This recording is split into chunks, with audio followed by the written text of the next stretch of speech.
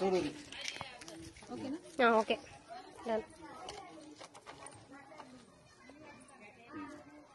మన వర్షం నీటిని ఎట్లా పీల్చుకుంటుందో మీరు లైవ్ చూడండి.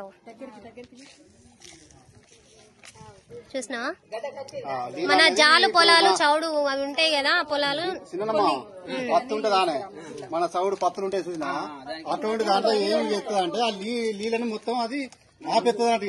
ఇప్పుడు దిగవాటు పొలాలు ఉంటాయి, ఆ దిగవాటు పొలాల్లో కూడా ఇది ఎంత యూజ్ అవుతుంది అది అట్లా డైరెక్ట్ అన్నట్టు ఎగ్గితే చూపట్టాలి కదా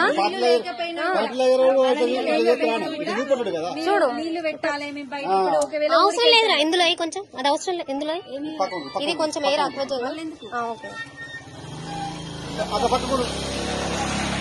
మళ్ళీ పీల్చుకుంటుంది అది నువ్వు వాన పెట్టినా కూడా మళ్ళీ అదే తాగుతా ఉంటుంది. చూడండి పక్కన ఉన్న నీళ్లు కూడా ఎట్లా ఇటు వచ్చి ఎట్లా పీల్చుకుంటానే అట్లా మేము అంది పని చేస్తున్నా లేదా అట్లా కెమికల్ శాతం కూడా మొత్తం కంప్లీట్ తగ్గిపోతుంది అన్నమాట. మీరు వేసే కెమికల్స్ కూడా తర్వాత వేసేది అవసరం లేదు. నీళ్లు కరెక్ట్ ఉన్న తర్వాత రోగాలు ఎందుకు వస్తాయి? రోగాలు అనేటివి రావు కదా. అట్లా చూడండి మొత్తం ఎంత వర్షం అన్నా పడని ఎన్నన్నా పోని ఇట్లా పీల్చేస్తారు.